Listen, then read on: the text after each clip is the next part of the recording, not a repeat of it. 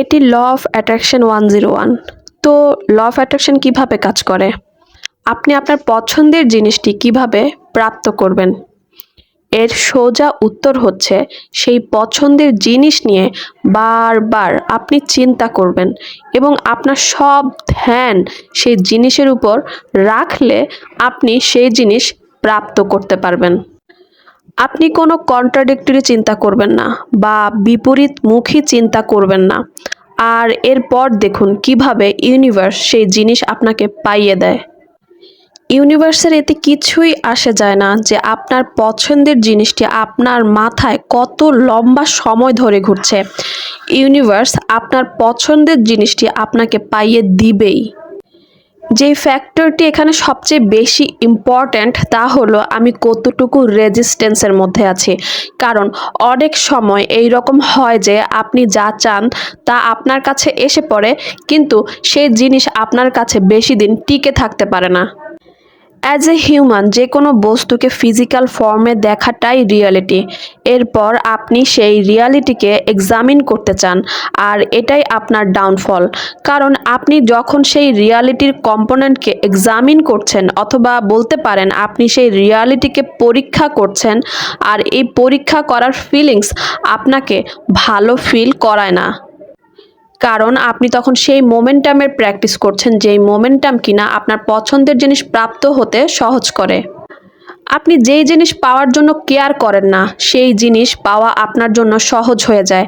আপনার জন্য সেই সব জিনিস পাওয়া খুব কঠিন হয়ে যায় যেই সব জিনিস পাওয়ার জন্য আপনি খুব কেয়ার করেন।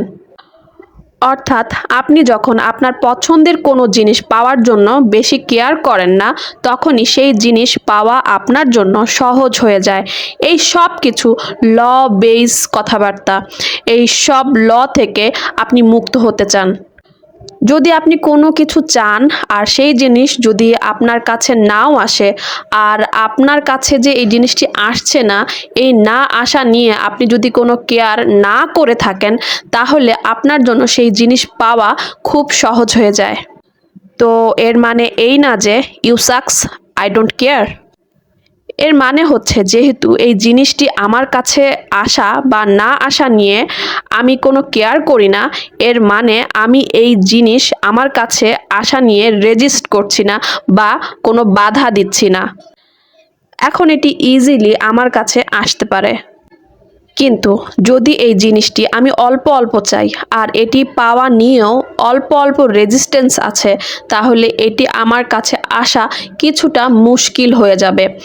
আর যদি এটি আমি সত্যি খুব চাই, কিন্তু এটি যে আমার কাছে সত্যি আসতে পারে এরকম কোনো আশা আমার মধ্যে নেই, আর এর উপর আমি বিশ্বাসও করি না যে এটি আমার জীবনে কোনোদিন আসতেও পারে, তাহলে এটি সময়ের অনেক বড় একটা স্ট্রাগল হবে। সো হোয়াট ইজ দ্য কি? তো কি পয়েন্ট হচ্ছে, কেননা আমরা খুব বেশি না চেয়ে অল্প অল্প আমাদের পছন্দের জিনিসকে চাইব, আর আমাদের এই পছন্দের জিনিস পাওয়ার আগ্রহকে স্বাভাবিক রূপে বৃদ্ধি পাওয়ার জন্য অ্যালাউ করব। অথবা বলতে পারেন আমি ওই জিনিস চাই জেনারেলি। আপনি আপনার পছন্দের জিনিসকে জেনারেলি সামান্য রূপে যখন চাইবেন, তখন সেই ইচ্ছার মোমেন্টাম স্বাভাবিকভাবে বাড়তে থাকবে।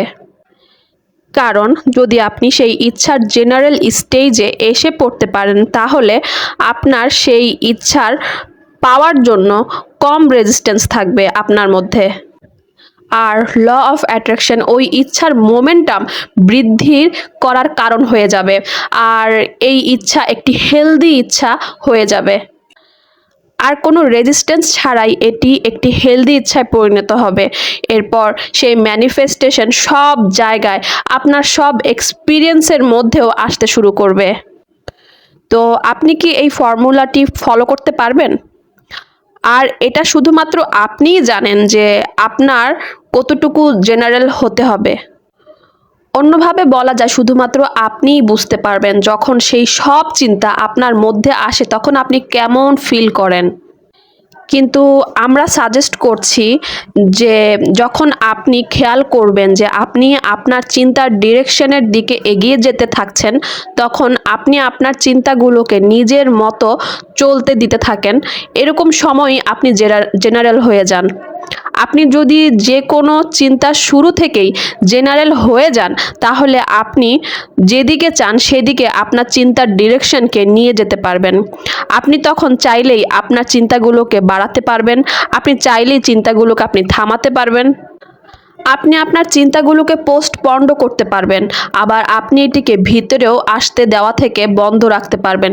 সব কিছু আপনার হাতেই আছে। আপনি জানেন আপনার বেশিরভাগ চিন্তার কনস্টিটিউশন বা গঠন কী রকম, যা এই ম্যানিফেস্টেশনকে ভিতরে আসতে দেওয়া থেকে বিরত রাখে।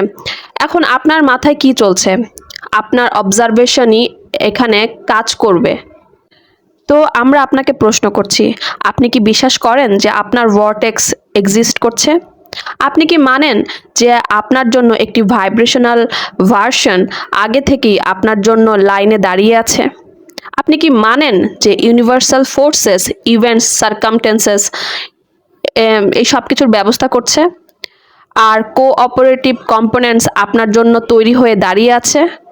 আপনি যদি এগুলো মেনে থাকেন, তাহলে আপনার কি করতে হবে? তাহলে আপনাকে অ্যালাউ করতে হবে এদের, যেন এরা আপনার জন্য কাজ করতে পারে। আপনাকে আপনার নিজেকে রিসিভিং মোডে নিয়ে আসতে হবে। এর অর্থ হচ্ছে আপনাকে যে কোনো অবস্থাতেই জাস্ট খুশি থাকতে হবে। আপনাকে আপনার বর্তমান সিচুয়েশন নিয়ে হালকা হয়ে যেতে হবে। আপনার ম্যানিফেস্টেশন নিয়ে আপনার হতাশা শুরু হওয়ার আগেই আপনি যা চান তার প্রতি আপনার মোমেন্টাম শুরু করতে হবে।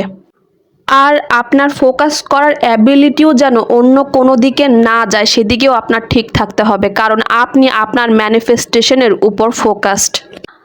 আর আপনি কি জানেন আপনার ম্যানিফেস্টেশন আপনার অন্য চিন্তা ভাবনার সাথেও উড়ে যেতে পারে, কারণ আপনি এখনই আপনার ম্যানিফেস্টেশন চেঞ্জ করে ফেলতে পারেন অন্য যে কোনো চিন্তা দিয়ে। তাহলে আপনার সেই 3 উইশেস নিয়ে কথা বলি, আপনার সেই বাহানাওয়ালা ইনলেস এক্সপিরিয়েন্স নিয়ে কথা বলি।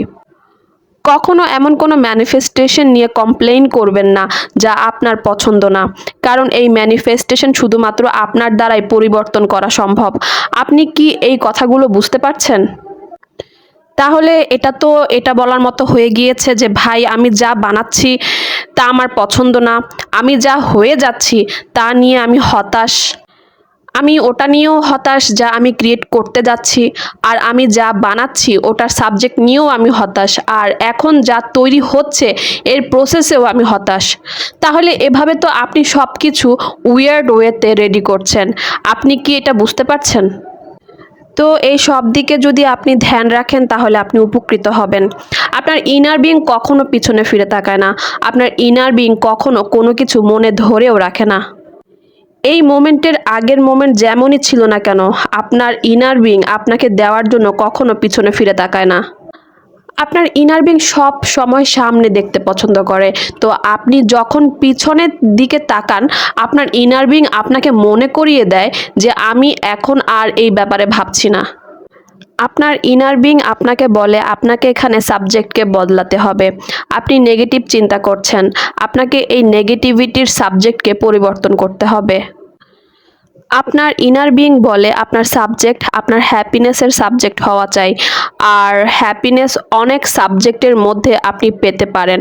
আপনার জাস্ট খুশি থাকতে হবে, কারণ যে কন্ডিশনাল হ্যাপিনেসওয়ালা লাইফ আপনি অতিবাহিত করতে চান, সেই সব কিছু ওখানে গিয়েই আটকে যাবে। যাতে আপনার ম্যানিফেস্টেশন ফাস্ট হয়ে যায়, তাহলেই আপনি হ্যাপি হতে পারবেন এমন শর্ত রাখছেন। আপনাকে কোনো শর্ত ছাড়াই খুশি থাকা শিখতে হবে, কোনো শর্ত ছাড়াই ভালোবাসতে শিখতে হবে। শর্তহীন আনকন্ডিশনাল লাইফ সেই ইমোশনকে আপনার মধ্যে তৈরি করবে, যেখানে ম্যানিফেস্টেশন হোক বা না হোক তাতে আপনার কিছুই আসে যায় না। আপনি জাস্ট জানেন যা হবে ভালো হবে, যখন এটা হবে তখন ভালো হবে। আপনার জন্য কখনো হতাশ হওয়ার কোনো কারণ নেই। হতাশ হওয়া বিকৃত রূপ, আর এইসব অন্য কোনো কারণে হচ্ছে না। এইসব হতাশা এই জন্যই হচ্ছে কারণ আপনি প্রেজেন্ট মোমেন্টে সন্তুষ্টির দিকে ফোকাস করতে পারছেন না। এই কারণেই আপনি অসন্তুষ্ট হয়ে যাচ্ছেন এবং হতাশ হয়ে যাচ্ছেন। আপনি এখানে ম্যানিফেস্টেশনের জন্য আসেননি, আপনি এখানে ম্যানিফেস্টেশনকে প্রকট করার জন্য এসেছেন। তুমি এখানে ক্রিয়েশনের জন্য আসোনি, বরং তুমি এখানে ক্রিয়েট করতে এসেছো। আপনি এখানে এই জন্য এসেছেন কারণ আপনি একজন ক্রিয়েটর, আর একজন ক্রিয়েটর ক্রিয়েটই করে। এই জন্য আপনি বেশিরভাগ প্রসেস কমপ্লিট করে ফেলেছেন already. You shifted, you sorted most of the things. আর আপনি সেই সব কিছু ভর্টেক্সে রেখে দিয়েছেন, আর ভর্টেক্স সেই সব কিছু আপনার জন্যই বরাদ্দ আছে। কিন্তু যখন আপনি আপনার ভর্টেক্সের বিপরীতে চলে যান তখন এটি নিচে নেমে আসতে শুরু করে। আর এই সময় আপনার ইমোশনস আপনাকে বলতে থাকে যে আপনি কি করছেন। তো তখন আপনি বুঝতে পারেন আপনার কি করা উচিত। ডিসঅ্যাপয়েন্টমেন্ট বা হতাশা সেই কার্যকরী ইমোশন না যা আপনি আরও করতে দিবেন। ডিসঅ্যাপয়েন্টমেন্ট বা হতাশাজনক গল্প আপনার বারবার বলতে থাকা উচিত নয়। ডিসঅ্যাপয়েন্টমেন্ট বা হতাশাজনক ইমোশন সেই ইমোশন না যা আপনার বারবার উৎপন্ন করা উচিত। ডিসঅ্যাপয়েন্টমেন্ট বা হতাশা আপনাকে অতীতে নিয়ে যায়, যেখানে আপনার কাছে কোনো আশাবাদী কোনো পাওয়ার থাকে না, কোনো শক্তি থাকে না। আর অপটিমিজম বা আশাবাদের অনুভূতি আপনাকে বর্তমানে ও ভবিষ্যতে নিয়ে যায়, যেখানে আপনার সব পাওয়ার থাকে।